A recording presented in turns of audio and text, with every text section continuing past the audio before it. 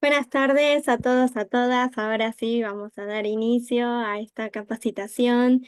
Bueno, la idea de esta capacitación nació ante la necesidad del contexto. Todos somos colegas y litigamos ante los tribunales nacionales, federales, pero todo dentro de nuestro país. Y entiendo de que es necesario de que sumemos más herramientas a nuestro ejercicio profesional, como es aprender acerca del Sistema Interamericano de Protección y el Sistema Universal de Derechos Humanos. Para ello, invité y con muy buena disposición el doctor aceptó para que hoy nos comparta acerca de estos dos sistemas. Buenas tardes, doctor, ¿cómo está? Hola, ¿cómo están? ¿Me escuchan bien ahí? Sí, sí, se escucha bien, doctor. Perfecto, perfecto. Bueno, me voy a poner, si no les molesta, un segundito, ¿eh? Me voy a poner un micrófono para que todavía me escuchen mejor. A ver, un segundo, ¿eh? Ya lo terminamos de resolver. Y así me pueden escuchar mejor. Me parece que vamos a estar con esto un poquito más en mejores condiciones técnicas. Ya mismo lo resuelvo. Ahí está.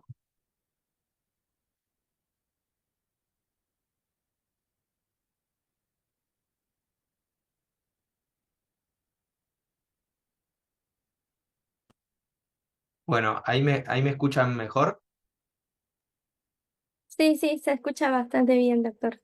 Bueno, estupendo. Así vamos a estar en mejores condiciones y hay que gritar un poquito menos, porque a veces en afán de poder conversar bien uno termina forzando la voz.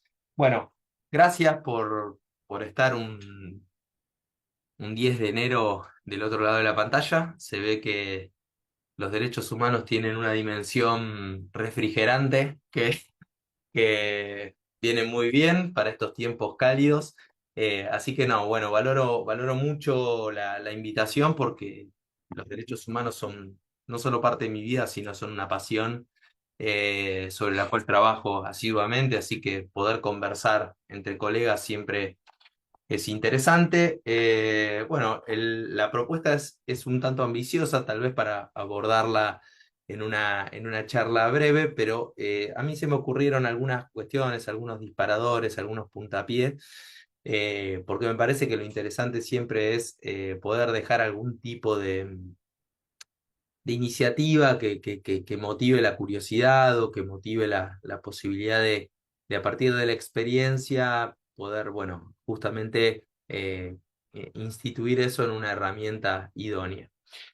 Yo me presento, mi nombre es Jerónimo Guerrero Iraola, soy abogado de la ciudad de La Plata, tengo 37 años, eh, me recibí allá por el año 2009, ya hace varios años que ejerzo la profesión y me he desempeñado desde el año 2011 como abogado del Centro Excombatientes Islas Malvinas La Plata.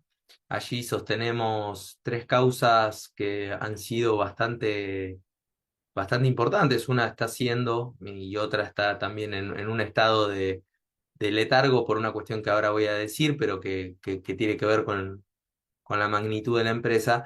Una de ellas tiene que ver con el reconocimiento de los soldados enterrados como NN en Cementerio Darwin, Islas Malvinas. Eso afortunadamente hemos logrado luego de mucho activismo jurídico y mucha militancia del organismo, lograr la identificación de los soldados argentinos que estaban enterrados en una lápida que decía soldado argentino solo conocido por Dios. Luego tenemos otra causa en la que hemos denunciado a militares británicos por la comisión de crímenes de guerra en perjuicio de soldados conscriptos argentinos.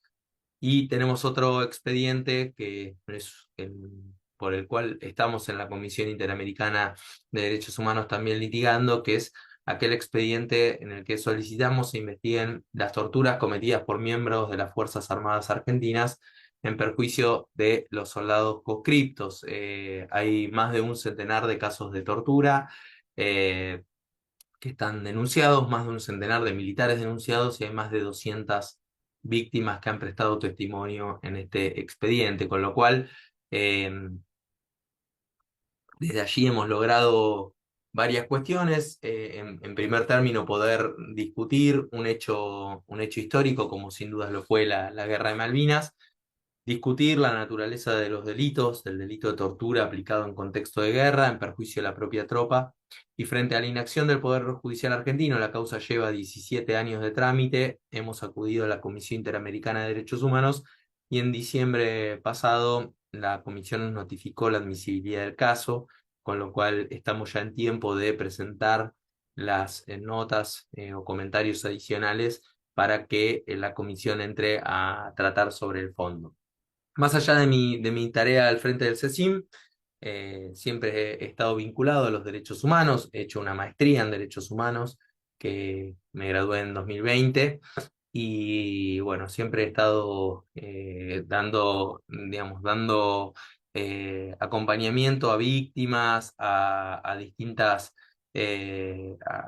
personas bueno, que en el marco del sistema de promoción y protección de los derechos humanos han requerido mi acompañamiento técnico.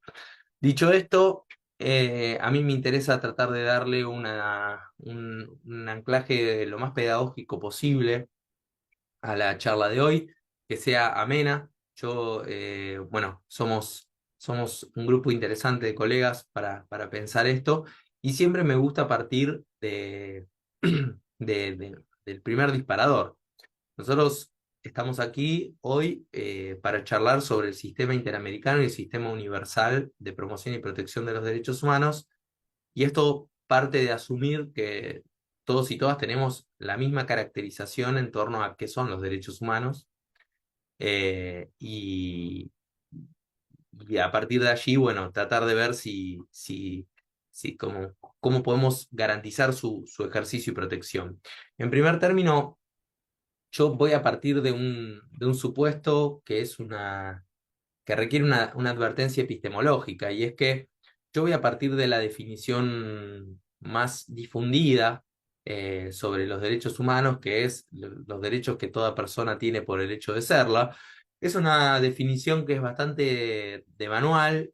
A mí no me gusta demasiado porque me parece esencialista, pero sí voy a conceder que al mero efecto de poder tener una conversación sobre los sistemas de promoción y protección, tanto universal como interamericano, viene muy bien, porque es la definición que en definitiva toman los principales instrumentos de promoción y protección de los derechos humanos, entonces, bueno, nos va a ir muy bien con eso. El segundo punto es pensar que esos derechos humanos, que son los derechos que toda persona tiene por el hecho de ser, ¿no? Eh, Tienen algunas características que son importantes remarcar. No sé si todos y todas manejan estas características, pero que al momento de litigar siempre son trascendentales, porque existe una mirada que tiende a pensar que los derechos están consagrados en la norma y al estar consagrados en la norma por sí solos bastan como para eventualmente pensar un escenario de litigio estratégico o de litigio a secas. Yo entiendo que para poder hacer efectivo el reclamo por los derechos humanos hay que conocer ineludiblemente estas características porque son los que nos empiezan a permitir ponderar y realizar aproximaciones a la situación sobre la cual nosotros pediremos el análisis o el contralor judicial o eventualmente acudiremos ante los organismos internacionales. Las características son básicas, son inalienables, son imprescriptibles, eh, son interdependientes e indivisibles, y ahora nos vamos a quedar un poquito con esto de la interdependencia y la indivisibilidad, y son de cumplimiento y garantía progresiva, son progresivos. ¿Qué quiere decir que los derechos humanos sean progresivos? Que quienes trabajamos en el campo de los derechos humanos estamos siempre partiendo, nunca estamos llegando. Existe ese texto de Galeano que a mí me gusta mucho, que dice: la utopía está en el horizonte, camino 2 pasos y el horizonte se aleja, o la utopía se aleja, camino 5 pasos más y se vuelve a alejar en la misma proporción.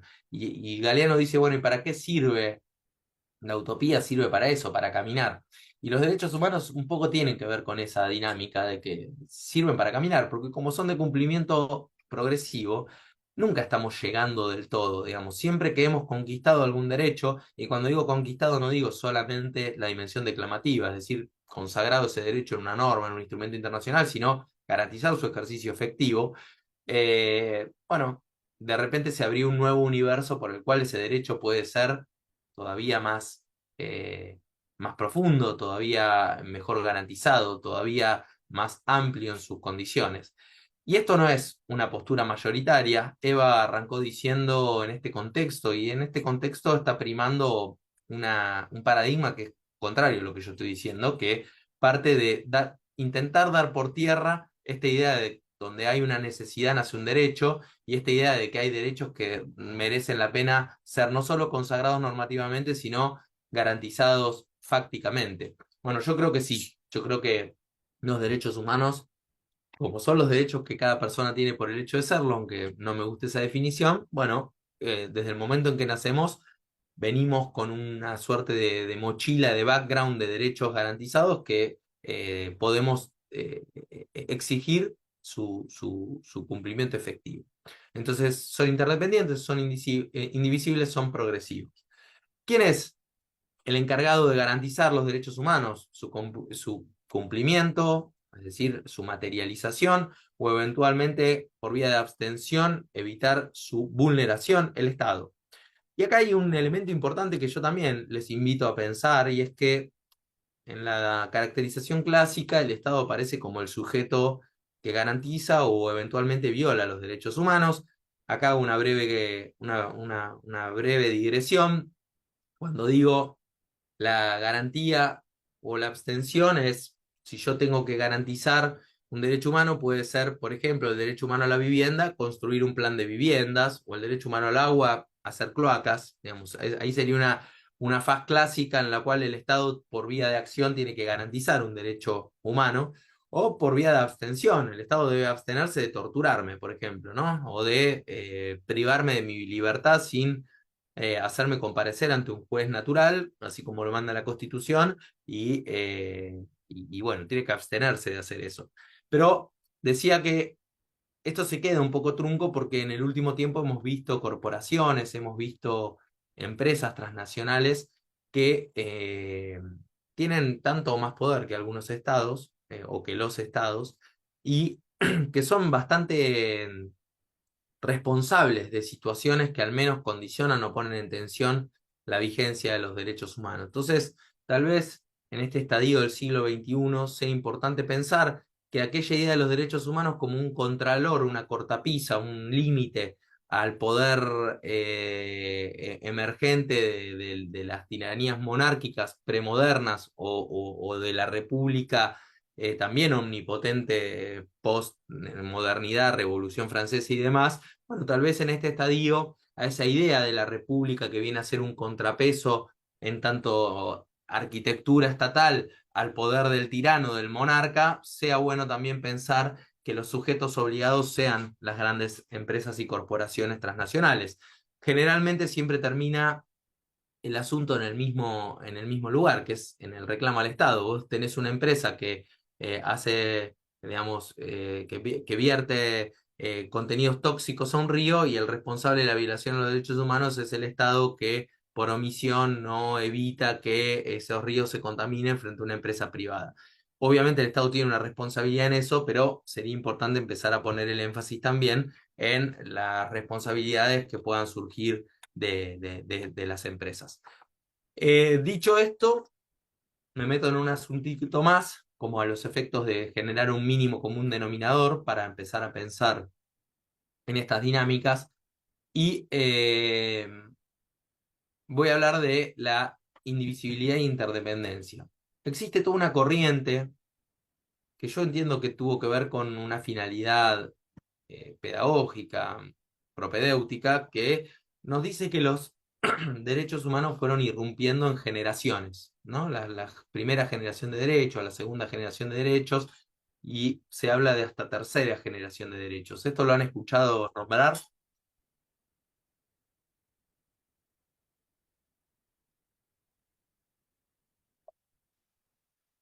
Sí, bárbaro.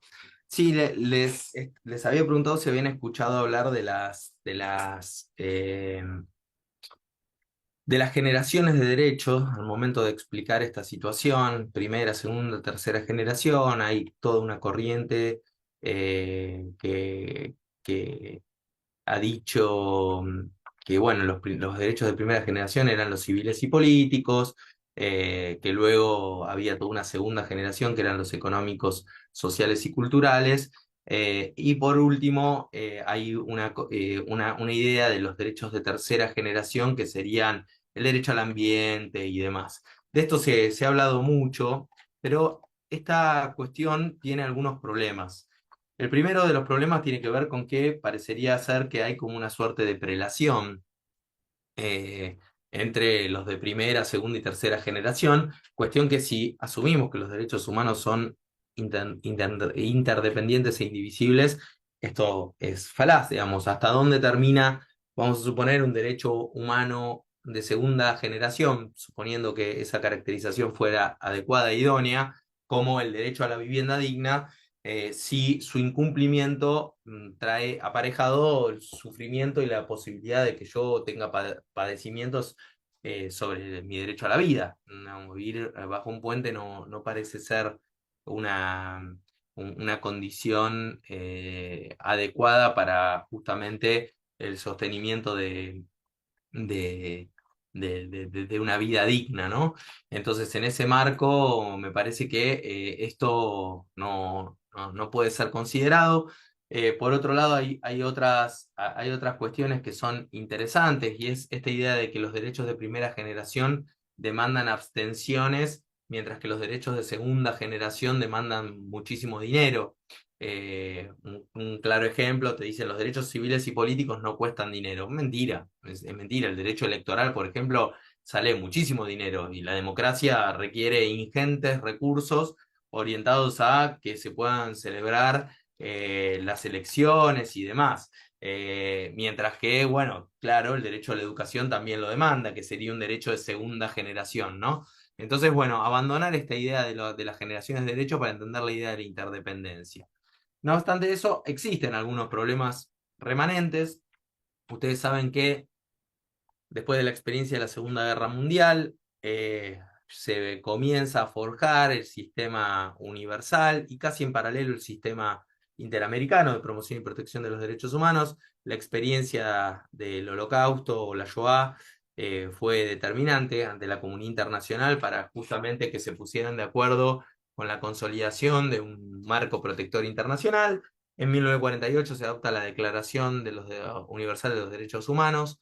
Más o menos en simultáneo, en el sistema interamericano se adopta la Declaración Americana sobre los Derechos y Deberes, que es también una fuente que muchos dicen es declarativa, es una declaración, pero que hoy ya no hay duda de que tiene una fuerza vinculante como instrumento jurídico y normativo cuyo cumplimiento no puede ser omitido por los estados, porque los obliga a los estados. Y recién en 1966 se adoptan en Naciones Unidas dos pactos que son importantes, que son el Pacto Internacional de Derechos Civiles y Políticos y el Pacto Internacional de Derechos Económicos, Sociales y Culturales. Y esto amerita también un comentario adicional y ya nos metemos con el tema específico de, de la charla, y es que noten la diferente técnica legislativa que hay entre el PIDESC, el Pacto Internacional de Derechos Económicos, Sociales y Culturales, y el Pacto Internacional de Derechos Civiles y Políticos. ¿Por qué digo que tienen una técnica legislativa distinta? Porque mientras el Pacto Internacional de Derechos Civiles y Políticos es un pacto que se llama el Pacto de las Certezas, uno va leyendo su articulado y dice los estados parte deberán, o deberán abstenerse o no realizará. El Pacto Internacional de Derechos Económicos, Sociales y Culturales ha sido denominado por parte de la doctrina como el Pacto de las Dudosas Comas. ¿Y por qué el Pacto de las Dudosas Comas? Porque en contexto de Guerra Fría, cuando esto fue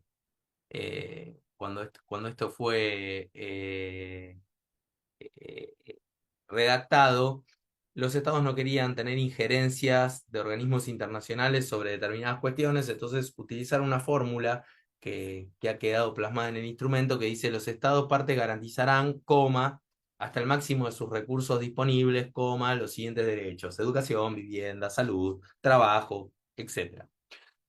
Esto es un problema para quienes defendemos los derechos humanos porque es muy difícil cuantificar, es muy fácil decir cuándo no está garantizado el derecho electoral, por ejemplo, o el derecho al nombre, o el derecho al apellido, o el derecho a formar una familia, o el derecho a no ser encarcelado arbitrariamente, o el derecho a no ser torturado. Aquí es muy claro, o sea, o se es torturado o no se es torturado. El problema surge cuando, por ejemplo, queremos reclamarle al Estado que no está cumpliendo con su mandato de garantizar hasta el máximo de sus derechos disponibles el derecho humano a la salud o a la educación.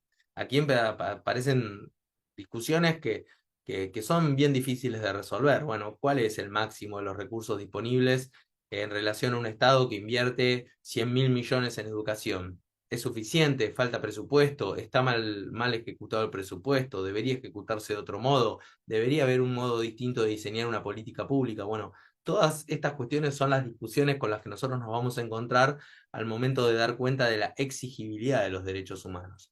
Sabemos que en simultáneo, en el año 69, también se adopta en el sistema interamericano el Pacto de San José de Costa Rica y que tiene protocolos adicionales. Uno de ellos tiene que ver con la consagración de los derechos económicos, sociales y culturales. Con lo cual, con esto hemos hecho un principal raconto de cuál es el estado del arte. Eh, a ver, dijimos, los derechos humanos son los derechos que cada persona tiene por el hecho de serlos, son inalienables, imprescriptibles, interdependientes, indivisibles, de cumplimiento progresivo, y es el Estado aquel encargado de garantizar por acción u omisión su ejercicio. El tema principal de esta charla tiene que ver con los sistemas interamericano y universal de promoción y protección de los derechos humanos. Para eso tenemos que saber que el Estado argentino, eh, digamos, o que en el Estado argentino coexisten, se yuxtaponen y superponen dos sistemas de promoción y protección de los derechos humanos. Uno de ellos, como bien reza la convocatoria a esta charla, es el sistema universal. El sistema universal es aquel que gira alrededor de Naciones Unidas, y el sistema interamericano, que es aquel que gira alrededor de la OEA, de la Organización de Estados Americanos.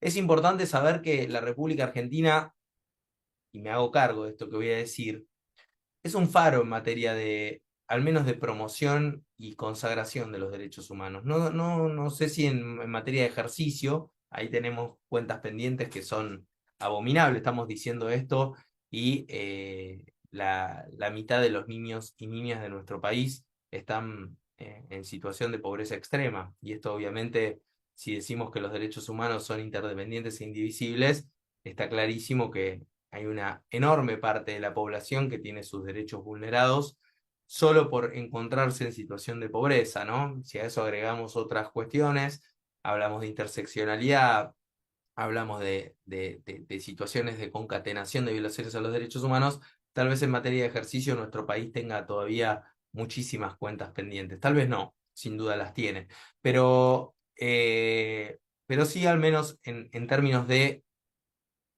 consagración de derechos, es un país que es faro, es un país que ha adoptado la mayor cantidad de instrumentos internacionales de promoción y protección de los derechos humanos dentro del sistema universal. Nuestro país ha ratificado e incorporado a su legislación el Pacto Internacional de Derechos Civiles y Políticos, el Pacto Internacional de Derechos Económicos, Sociales y Culturales, la Convención sobre los Derechos del Niño, la Convención contra la Tortura y otros tratos o penas crueles, inhumanos y o degradantes, la Convención Internacional sobre los Derechos de las Personas Migrantes, la Convención Internacional sobre los Derechos de las Personas con Discapacidad, la Convención para la Eliminación de todas las formas de discriminación contra la mujer, la CEDAW por sus siglas en inglés. En el marco del sistema interamericano, bueno, obviamente ha suscrito la Carta de la OEA, y por tanto, al suscribir la Carta de la OEA, ha quedado obligado por la Declaración de los Derechos y Deberes del Hombre en materia de derechos humanos de la OEA, el Pacto de San José de Costa Rica, sus protocolos adicionales, el Pacto Interamericano para prevenir la tortura, el pacto llamado Belém do Pará para prevenir, erradicar todas las formas de violencia contra las mujeres. Digamos, nuestro país tiene un marco normativo que incluso luego de la reforma del 94, muchos de esos instrumentos han sido incorporados en el 75, inciso 22, a la Constitución Nacional, pero además aquellos que no fueron expresamente incorporados, se prevé y se ha establecido la inclusión como normativa vinculante y nacional por vía legislativa. O sea, Argentina no solo ha ratificado, sino que ha incorporado esos instrumentos a su ordenamiento jurídico vigente. Esto es importantísimo. Esto es importantísimo porque es el primer elemento del que uno va a echar mano cuando tiene que reclamar en materia de derechos humanos.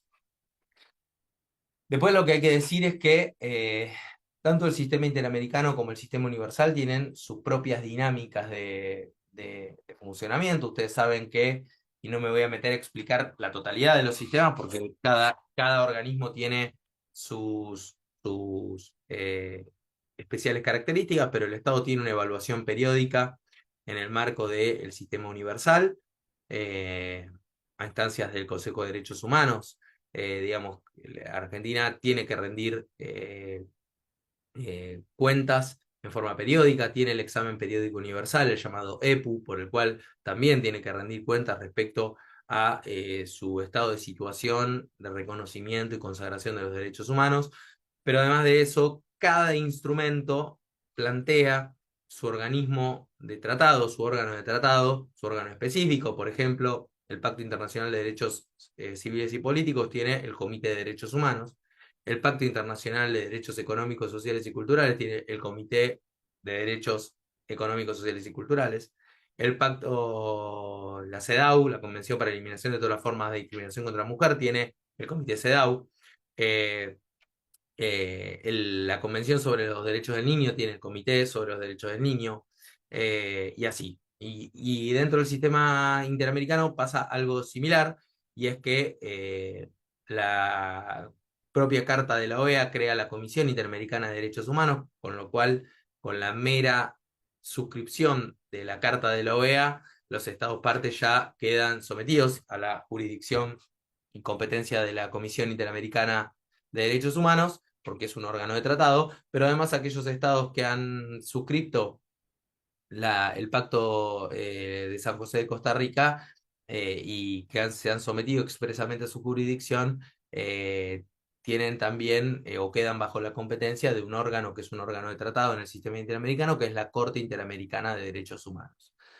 Voy introduciendo todo esto, ¿por qué? Porque cada pacto, cada instrumento tiene su organismo y cada organismo tiene a su vez sus lógicas para poder ingresar a este organismo. Y acá algunas cosas. Yo voy a poner más el énfasis hoy en el sistema interamericano, porque es el que tenemos más a mano.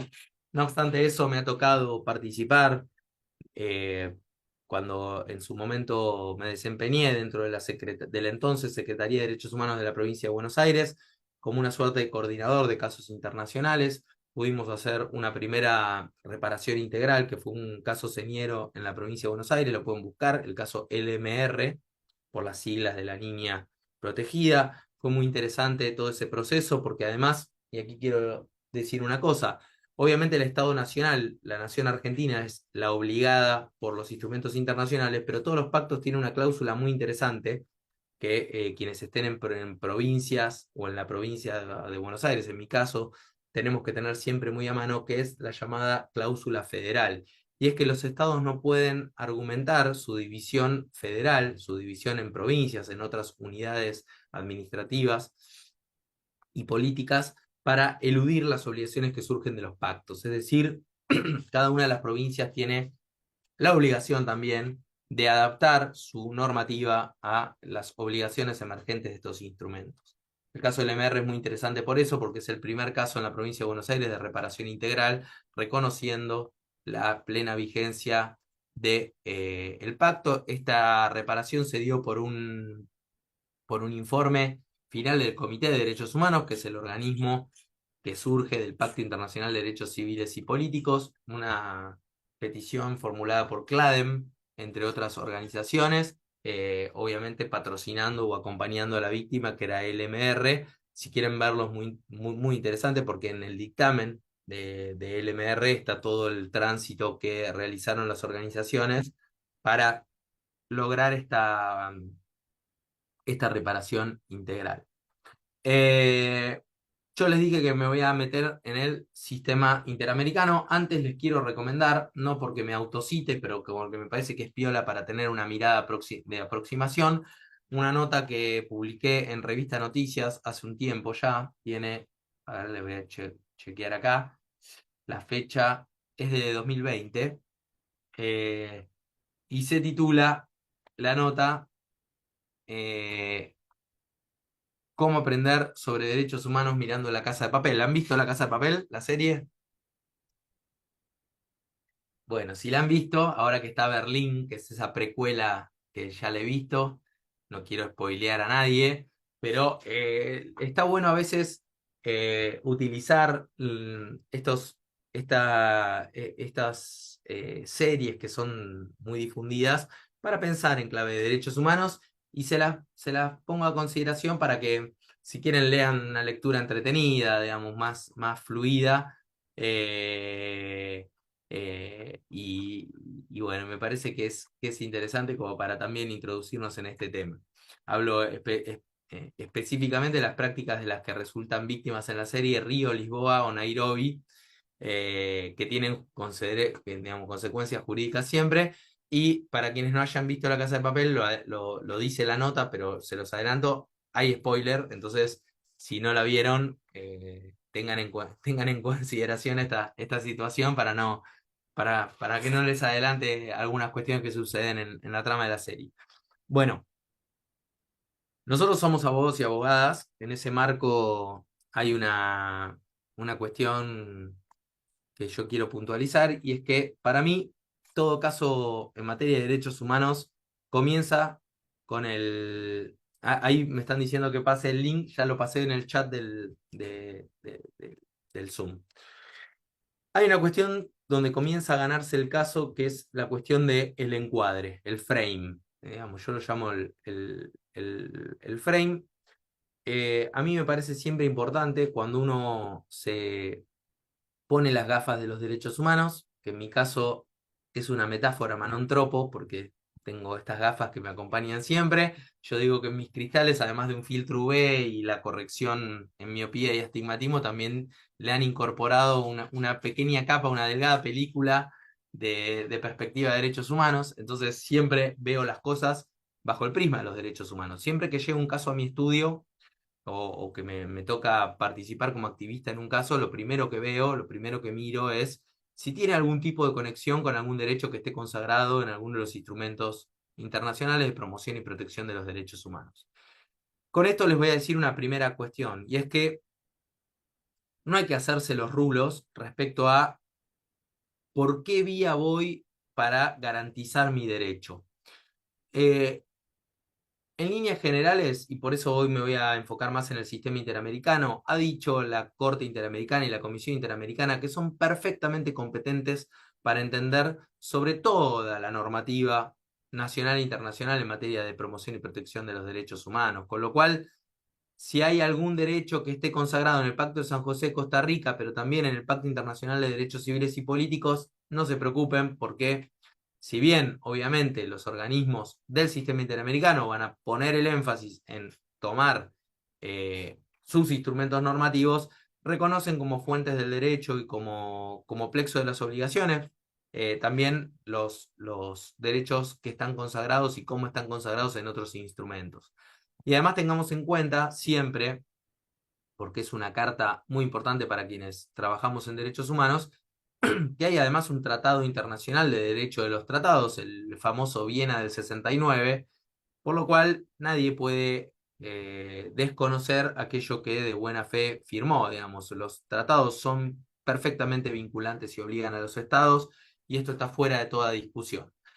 Entonces, digo primero el frame. Cuando ustedes lean un caso, y por eso les doy esto de cómo aprender derechos humanos mirando La Casa de Papel, porque cuando uno ve todo a tenor de los derechos humanos, uno está viendo La Casa de Papel, está viendo a Nairobi, está viendo a Río, está viendo a Lisboa, y en realidad también está viendo un funcionamiento del Estado. Este coronel Tamayo que vulnera muchos derechos humanos, vos estás diciendo, che, yo estoy mirando esto, pero mientras miro esto estoy viendo cómo un Estado está, si lo pensáramos con todos los derechos y cómo están consagrados en Argentina, este Estado está claramente violando derechos humanos. ¿Por qué? Bueno, porque lo desaparece a Río, por ejemplo. Río es un desaparecido, está sustraído de la autoridad durante muchas horas, muchos días, sin que sea llevado ante un juez competente, un juez natural, sin que nadie conozca el paradero y sin además permitirle el derecho de defensa. Entonces, bueno, Río está desaparecido hay un instrumento internacional que dice que toda persona que está sustraída a las autoridades públicas es un desaparecido. Entonces, por eso le digo, aquí hay algo que es muy claro, muy evidente. Entonces, una vez que llega un caso, lo primero que hay que hacer es, bueno, evaluar si hay alguna vinculación con los derechos humanos. Créanme que siempre las hay. Yo, por ejemplo, en mi estudio recibo muchos casos a veces del fuero contencioso administrativo. Y cuando uno recibe casos del fuero contencioso administrativo, siempre, siempre, siempre lo puede abordar desde el procedimiento administrativo, a ver si hay algún vicio. eh, o lo puede abordar desde la perspectiva de los derechos humanos. Y acá les voy a dar eh, otra lectura, segundito que la busco, esto está pasando a vivo, acá, el caso acá, que es un caso en el que me tocó intervenir y luego escribí en la revista de la Procuración del Tesoro de la Nación, la revista Broquel, escribí es el caso MEC y yo hago un llamado a propender a lo que he dado en llamar el sanitarismo jurídico. Es como el Estado podría haber evitado violar derechos humanos en este caso y no lo hizo y hubo que sanear la situación por vía judicial. Bueno, entonces cuando llega un caso al estudio, lo primero que hay que hacer como abogados, colegas, es mirar si hay alguna acción o omisión del Estado que eventualmente lesione, vulnere algún derecho humano fundamental. Si lo hay, siempre les recomiendo hacer un encuadre del caso bajo esa perspectiva, bajo esa dinámica. ¿Por qué?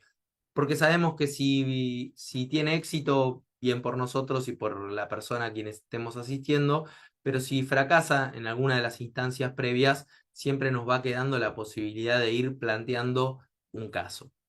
Ustedes saben que el sistema interamericano, la puerta de entrada al sistema interamericano es la Comisión Interamericana de Derechos Humanos.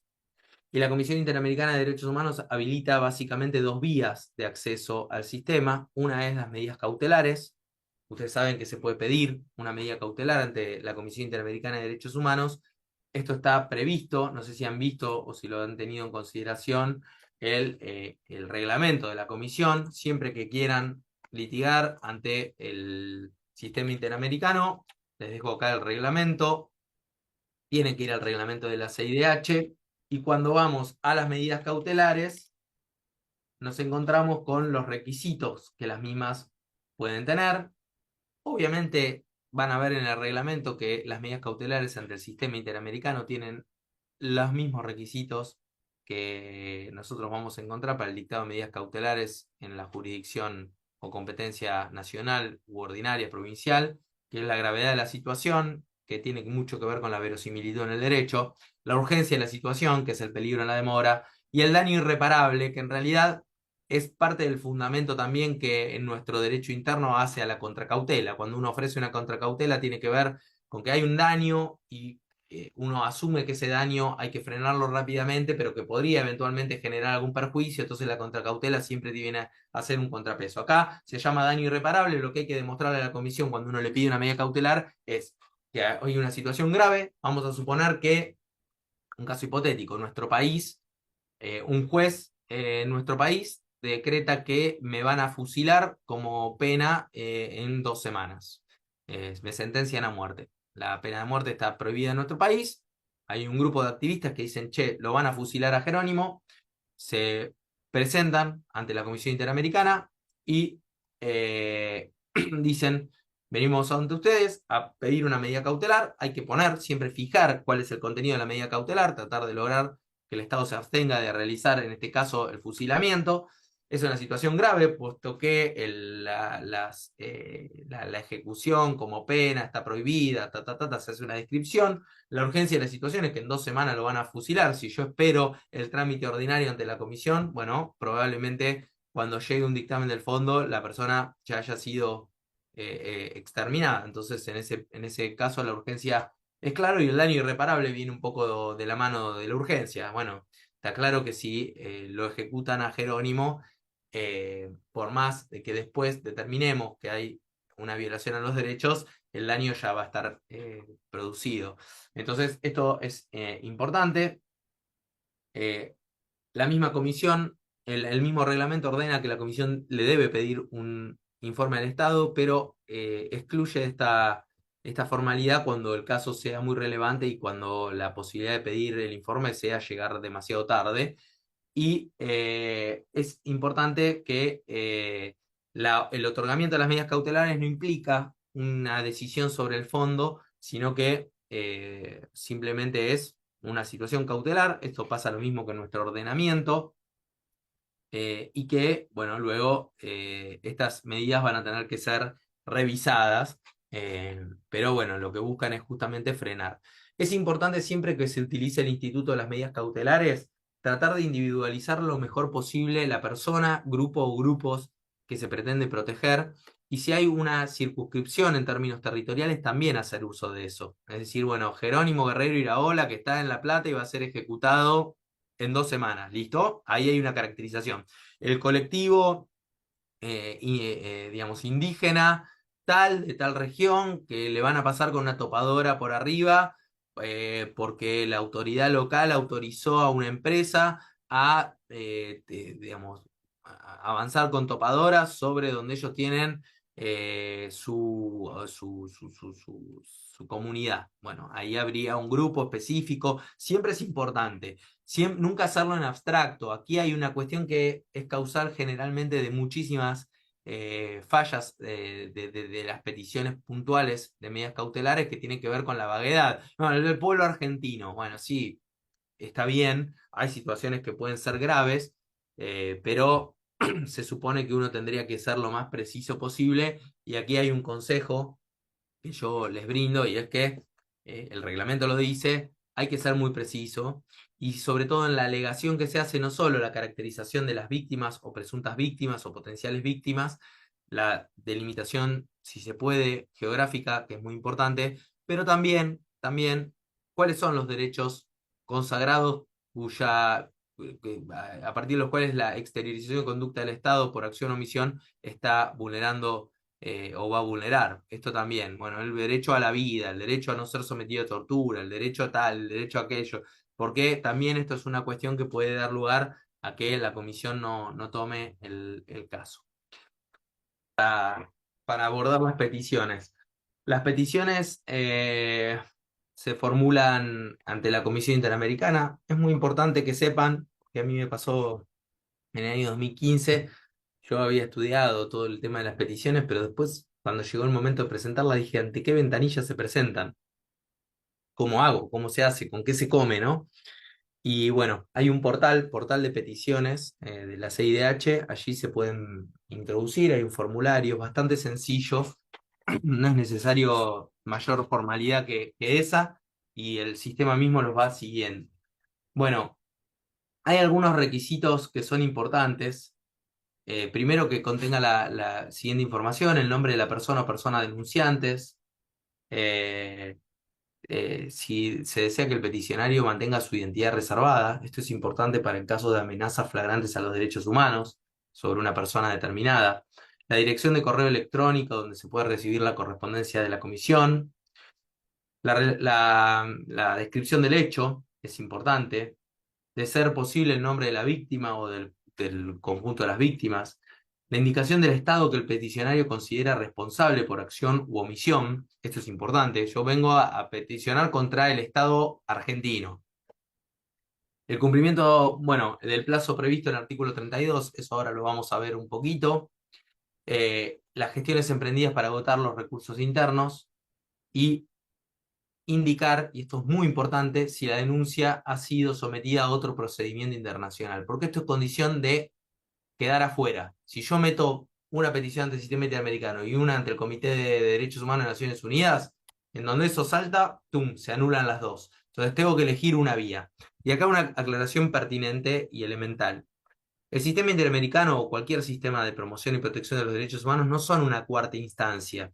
No se viene a decir lo mismo que se dijo, por ejemplo, en un recurso extraordinario federal ante la Corte, porque no es que entiende como una cuarta instancia por encima de la Corte Suprema. Lo que hay que siempre caracterizar, y acá el encuadre es central, es en qué sentido el Estado, a través de sus tres poderes, nosotros tenemos un Estado en Argentina representativo, republicano y federal. Esto quiere decir que hay tripartición de poderes, un poder legislativo, un poder ejecutivo y un poder judicial. Bueno, supongamos que el poder judicial me privó del acceso a la justicia al momento de evaluar mi situación como padre de dos hijos, que no sé, alguna situación específica. Yo no voy diciendo, argumentando al igual que llegué a la Corte Suprema. Bueno, me vulneraron este derecho, le digo a la Corte me falla en contra. Yo no voy a decir, bueno, la Corte me falló en contra, entonces en este punto, cuando argumenta que yo no tengo el derecho por no ser padre, no sé, no puedo argumentar en ese sentido. Lo que tengo que hacer es, bueno, el Estado, a través de uno de sus poderes, el Poder Judicial, ha vulnerado mi derecho al acceso a la justicia por esto, esto, esto y esto. Luego, esa vulneración del acceso a la justicia condiciona mi derecho humano a tal cosa por esto, esto y esto. Siempre tengan esta frase, grábensela, tatúensela si es que quieren litigar ante el sistema o ante cualquier sistema, el universal o interamericano. No es una cuarta instancia. No lo es. No vengo a decir lo mismo que dije ante la Corte, pero distinto, y le agrego como agravio lo que sucedió en la sentencia. Vengo a decir por qué el Estado es responsable de violación a los derechos humanos. Importantísimo. Bueno, en líneas generales, la prelación en el tratamiento de los casos es por orden de llegada, salvo que hay casos en los que se puede pedir específicamente un tratamiento preferencial, cuando la presunta víctima sea un adulto mayor, niño o niña, cuando la presunta víctima padezca una enfermedad terminal, cuando se alegue que la presunta víctima puede ser objeto de aplicación de pena de muerte, esto lo vimos hoy hace un ratito, o cuando el objeto de la petición guarde conexidad con una medida cautelar o provisional vigente. A ver, yo presenté una medida cautelar, bueno, se supone que si hago la petición ya de fondo, puedo pedir un tratamiento preferencial porque tengo una cautelar dictada en el caso en que me lo hubieran dictado. Cuando las presuntas víctimas sean personas privadas de libertad, esto también es importante, cuando el Estado manifieste formalmente su intención de entrar en un proceso de solución amistosa, y ahora vamos a ver brevemente esto. Luego viene el tema del agotamiento de los recursos internos. Es importante que ustedes sepan que para acudir al sistema interamericano hay que agotar los recursos internos. Pero, y acá el pero siempre es importante, hay que ver varias cuestiones. Primero, que puede ser que nos estén exigiendo algo que sea imposible cumplimiento. ¿Cuándo? Cuando va a decir el artículo 31.2a, no exista legislación interna del Estado en cuestión de el debido proceso legal para la protección del derecho a derechos. Che, bueno, vos me estás exigiendo el agotamiento de los recursos, pero yo no tengo cómo exigirlos, porque no existe la forma. Bueno, ahí hay una excepción a esto del agotamiento. B, que no se haya permitido al presunto lesionado en sus derechos el acceso a los recursos de la jurisdicción interna. No se me permite. O sea, voy a presentar el escrito para recurrir y no me lo aceptan. Me dicen que me vaya a mi casa, no me lo quieren recibir. Bueno, ahí hay una excepción. Esto estoy argumentado por el absurdo, estoy poniendo un ejemplo absurdo, pero para que más o menos tengamos. O C, haya retardo injustificado. En el caso que nosotros tenemos ante la Comisión Interamericana, la Corte todavía no falló sobre el fondo del asunto. Pero ¿por qué la Comisión nos admitió? Porque dice hace 17 años que están esperando que la Corte habilite o no el juzgamiento. Entonces yo no le puedo pedir que esperen si la Corte se toma 17 años más y voy a haber llevado 34 años de trámite judicial. O sea, yo no puedo razonablemente pedir, no es que empezó el proceso antes de ayer y están ansiosos. O sea, ya llevan 17 años de peregrinar por los tribunales. Entonces, no hay agotamiento técnicamente, más allá de que la Corte, en el caso mío, en algún punto se expidió, más que, aunque no se expidió sobre el fondo, bueno, son formalidades aparte, pero dice, bueno, no hay decisión sobre el fondo del máximo órgano y tribunal nacional, está bien, pero llevan 17 años, tienen un punto, yo les voy a admitir el caso igual. Esto es una excepción.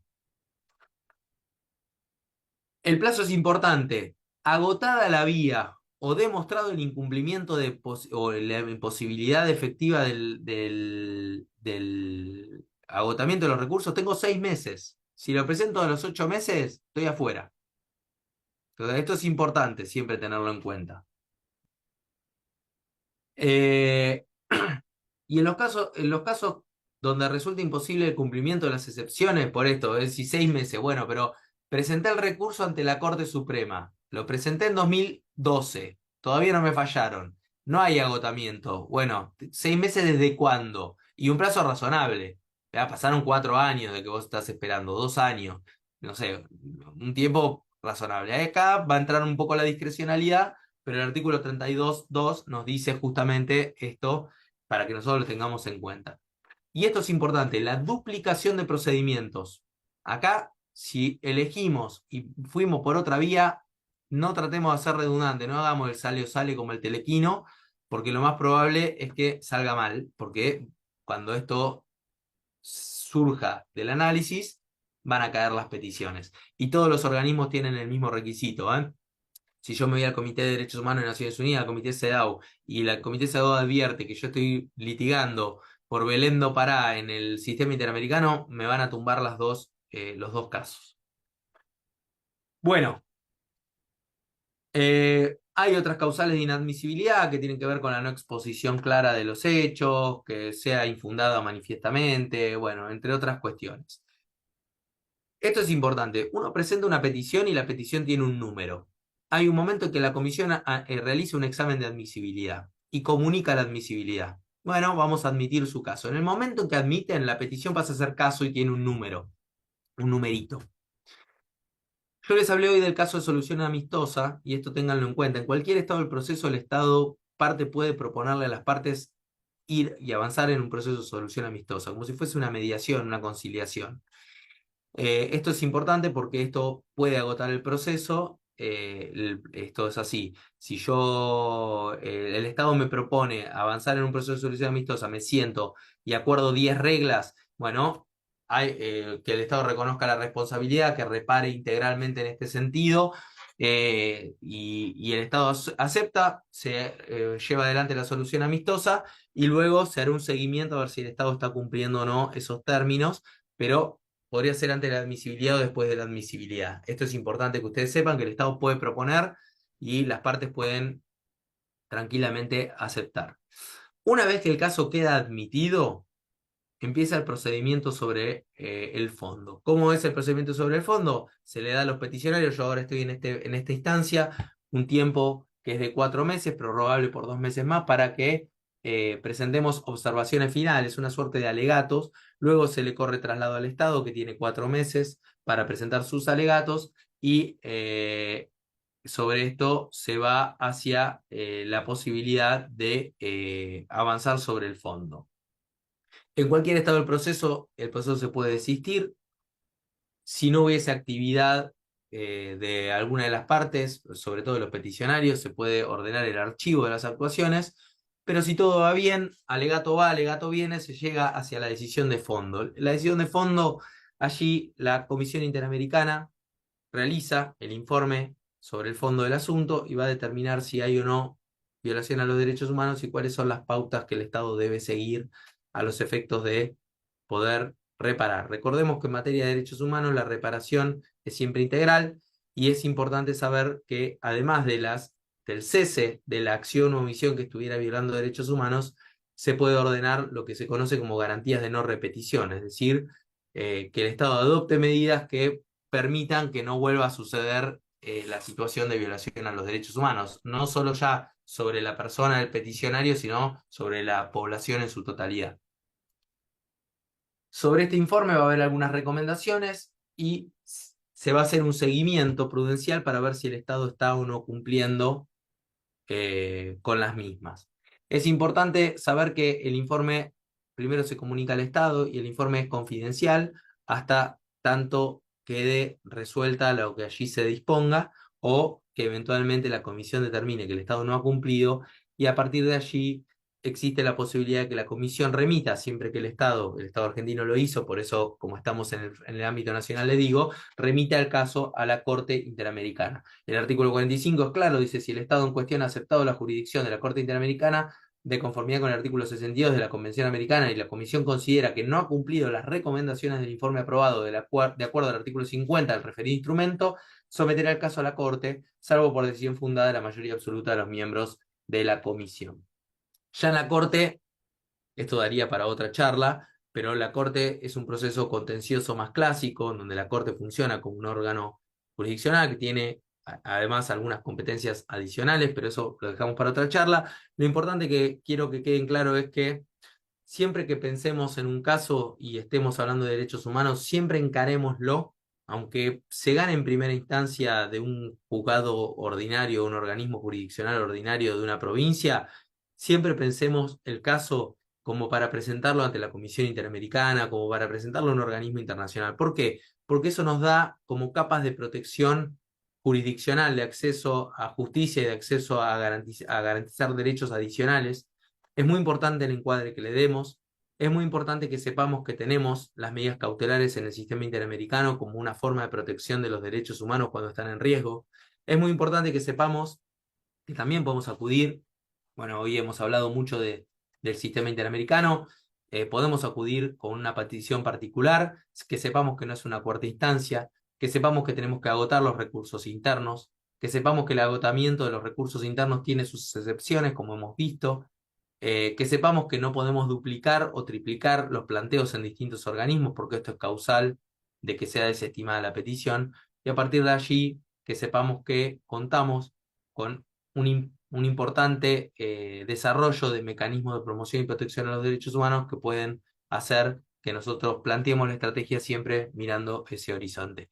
Yo con esto más o menos doy un cierre, espero haber sido claro, es mucha información, pero quedo abierto a preguntas, a reflexiones, bueno, a un intercambio.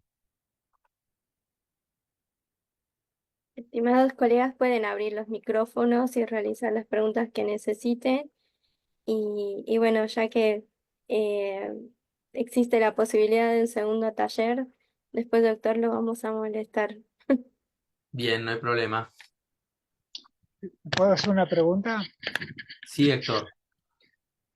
Recién lo que planteaba respecto de las cuestiones que hagan para llegar a los organismos internacionales, ¿está relacionada con las cuestiones federales que muchas veces plantea la Corte Suprema?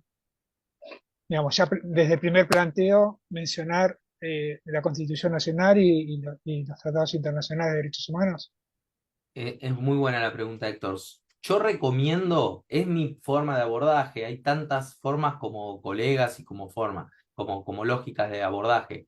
Yo siempre lo que intento es, cuando tengo algún caso que llega, primero ver si pasa el tamiz de los derechos humanos, es decir, ponerle esa capa, esos anteojos, esas lentes para evaluar si hay violación de los derechos humanos, si las hay, dejarlas bien planteadas de entrada, obviamente constitucionalizar el caso y convencionalizar el caso, es decir, siempre ver qué convenciones a nosotros nos brindan el paraguas. ¿Por qué? Porque funciona como una suerte de reserva. Cuando uno le vaya a plantear, siempre puede ser tremendista este consejo que estoy dando, pero supongamos que uno tiene que terminar ante la Comisión Interamericana planteando un caso. Bueno, lo primero que uno va a hacer es caracterizar el caso y hacer un raconto. Y ese raconto es importante que sea consecuente y contundente. Si yo siempre planteé que había violación a los derechos humanos e inobservancia de instrumentos, de lo determinados instrumentos de promoción y protección, y acá hay una cosa adicional. Recuerden que los instrumentos incorporados a nuestra legislación son en los términos y condiciones de su vigencia. Y esto es, no son solo los instrumentos, son lo que los organismos de los instrumentos dicen que los organismos son, que los instrumentos son. Entonces, si yo voy a basarme en el Pacto Internacional de Derechos Económicos, Sociales y Culturales, voy a ir a ver, por ejemplo, las observaciones generales del Comité de Derechos Económicos, Sociales y Culturales para que me diga, cuando yo veo o argumento o alego el derecho a la vivienda, qué es lo que el organismo rector de ese tratado entiende por derecho a la vivienda. Entonces no es solo el derecho a la vivienda digna. Bueno, ¿qué implica? El derecho a la vivienda digna, por ejemplo, para poner uno de los derechos, en nuestra Constitución está en el 14 bis. Ahora, el término, alcance y sustancia de ese derecho consagrado en el 14 bis, me voy a buscarlo al PIDES, que además el PIDES, que el Pacto Internacional de Derechos Económicos, Sociales y Culturales, tiene jerarquía constitucional conforme el 7522. Entonces ahí voy a ver un articulito que dice los estados parte garantizarán el derecho a la vivienda digna. Excelente, entonces ya lo tengo en la Constitución y en el PIDES. Pero además me voy a ir a las observaciones generales y voy a ver que creo que la 4 y la 9 hablan de los alcances y los términos. Entonces voy a ver que derecho a la vivienda digna no es solamente tener una chapa arriba de mi cabeza que me impida mojarme cuando llueve, es también tener acceso a los servicios públicos esenciales, es tener determinadas cuestiones, ¿no? Acceso a cloaca, acceso a agua potable. Bueno, entonces eso me va robusteciendo. Si yo lo planteo de entrada, si yo lo planteo de entrada, y es probable que si lo tengo que reclamar internacionalmente, sea mucho más fácil luego caracterizar el caso de violación a los derechos humanos. Hace poco con un colega estuvimos trabajando en un caso de una asignación de vivienda que luego fue desasignada en una desprolijidad por un organismo provincial. Y nosotros decíamos, bueno, acá hay un caso de, yo les dije hoy, vean la progresividad. ¿Dónde está la violación a los derechos humanos cuando a una persona le asignan una vivienda al Estado y luego se la desasigna? Bueno, que no está cumpliendo con la manda de progresividad. Si yo te asigné la vivienda y te lo hice con un acto administrativo, no te la puedo desasignar. No, pero en este caso nos habíamos omitido que teníamos que, bueno, flaco, está todo bien, pero es tu problema, ya no es mi problema, es tu problema. Y si no me garantizas esa vivienda, me tenés que garantizar una en iguales condiciones, porque el derecho a la vivienda es un derecho constitucional, 14 bis, que está además convencionalizado, está en el PIDES, que además el PIDES tiene jerarquía constitucional, y además cuando me voy a las observaciones generales, vos me estás hablando de que el derecho a la vivienda trae aparejado estas caracterizaciones. Entonces el Estado no puede ir marcha atrás. Y no puede ir marcha atrás porque una de las características de los derechos humanos es la progresividad, y la contracara de la progresividad es la manda de no regresividad. Entonces cualquier abogado que haya tomado este caso podría decir que desprolijidad administrativa la desadjudicación y podría simplemente alegar que administrativamente hay algunos problemas e ir por una impugnación en términos de la ley de procedimiento administrativo de la provincia de Buenos Aires. ¿Qué hice yo? Veremos si hay éxito o no. Dije, acá es una cuestión de derechos humanos. Acá no es una cuestión de procedimiento administrativo. El procedimiento administrativo es la forma por la cual, mediante el apego a una normativa de segundo o tercer orden, que es la reglamentación procedimental del proceso administrativo de la provincia de Buenos Aires, se está perpetrando la violación de los derechos humanos. Pero acá hay violación de los derechos humanos. Yo quiero constitucionalizar el caso. Acá discutamos constitución y PIDES. No discutamos ley de procedimiento administrativo. La ley de procedimiento administrativo es el vehículo por el cual vulneran estos derechos. No sé si lo dejé en claro, Héctor. Sí, perfectamente. Y en base a eso, quería preguntar si hay una observación general donde trate justamente el concepto de los máximos recursos disponibles, porque ese es un punto también. Es buenísimo, es buenísima la pregunta, no la hay, y hoy quienes bregamos por derechos en materia de derechos humanos estamos hablando mucho del derecho humano al presupuesto. ¿Por qué decimos esto? Porque en la conformación de los presupuestos está la puerta de entrada de la violación de muchísimos derechos humanos. Siempre escuchamos decir hace falta más plata en educación, hace falta más plata en salud. Ahora, lo que yo digo es, hace falta mayor transparencia en la trazabilidad de las erogaciones presupuestarias de los estados. ¿Alguien me puede decir que con el dinero hoy disponible, supongamos, vamos a tomar provincia de Buenos Aires, pero tomemos cualquier provincia, dirigido a educación en la provincia de Buenos Aires, se está cumpliendo en forma acabada esa manda del máximo de los recursos disponibles? Lo paso en limpio. ¿Alguien puede decir que con esa plata se está haciendo lo mejor posible que se puede hacer? La verdad que no lo sé. No estoy ni afirmando ni negando. Estoy diciendo, ¿alguien me lo puede afirmar? ¿Alguien me dice que cada peso destinado en la provincia de Buenos Aires a educación es el peso que mejor rinde en términos de eficiencia y eficacia? Porque yo puedo pedir más presupuesto, pero no, ¿en qué se va ese presupuesto? ¿Alguien me puede decir que con el mismo dinero se podrían construir más edificios, se podrían contratar más maestros, se podría extender la jornada? No lo sé. Ahora, lo crípticos que son los presupuestos y la falta de transparencia en materia de ejecución presupuestaria y de conformación presupuestaria hace que no podamos discutir acabadamente sobre la exigibilidad de los derechos humanos, porque lo que debería suceder es que cada discusión de presupuesto que se da todos los años en sesiones interminables tenga además la posibilidad de que participe la ciudadanía en su conformación. Porque ¿qué es hasta el máximo de los recursos disponibles? Y yo lo discuto a muerte. Porque pues, yo puedo decir, con estos mismos 10 pesos vos me lo podés garantizar mejor. Y no te estoy pidiendo más presupuesto, te estoy pidiendo que lo ejecute distinto.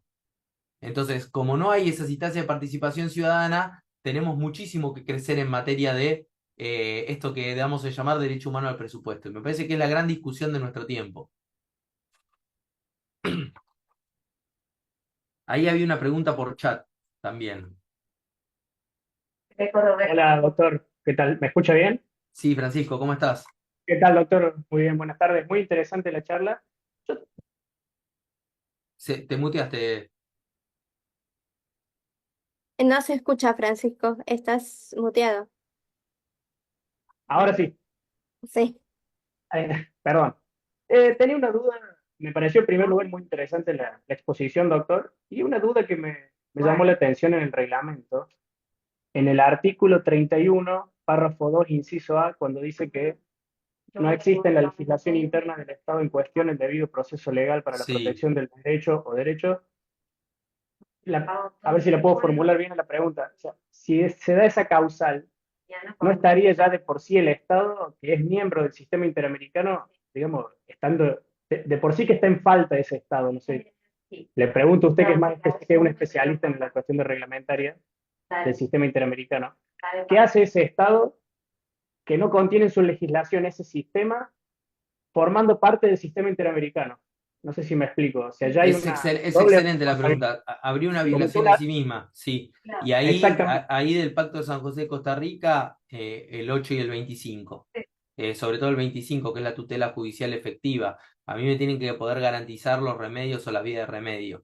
Entonces habría una vulneración adicional. Recuerden que el artículo primero del Pacto de San José de Costa Rica habla del deber de los estados de proteger los derechos humanos, así que siempre que argumentemos, por ejemplo, que el Estado está incumpliendo con su obligación de garantizar, porque la tutela judicial efectiva es una garantía y un derecho. Yo siempre digo que es un derecho instrumental y una garantía. ¿Y por qué un derecho instrumental? Pues el derecho que me permite reclamar por otros derechos. Entonces, siempre pónganlo en relación con el artículo primero, porque el Estado está vulnerando mi garantía barra derecho de acceder a la justicia o a la tutela judicial efectiva. Pero yo lo alego la violación en el artículo 25 del Pacto de San José de Costa Rica en relación con el artículo primero, porque además el Estado tiene la obligación de garantizar mis derechos humanos. Entonces, esa vulneración se da en relación al incumplimiento del Estado de garantizar mis derechos humanos. No sé si respondí la pregunta, pero en sí mismo sería una causal clara de, a mi juicio, de objeción para con el Estado, porque no solo el Estado estaría violando derechos humanos, sino que además de violarlos estaría impidiendo por la falta de arquitectura institucional de acceder al recurso efectivo contra esa violación. Perfecto, doctor, muchas gracias. ¿Alguna más?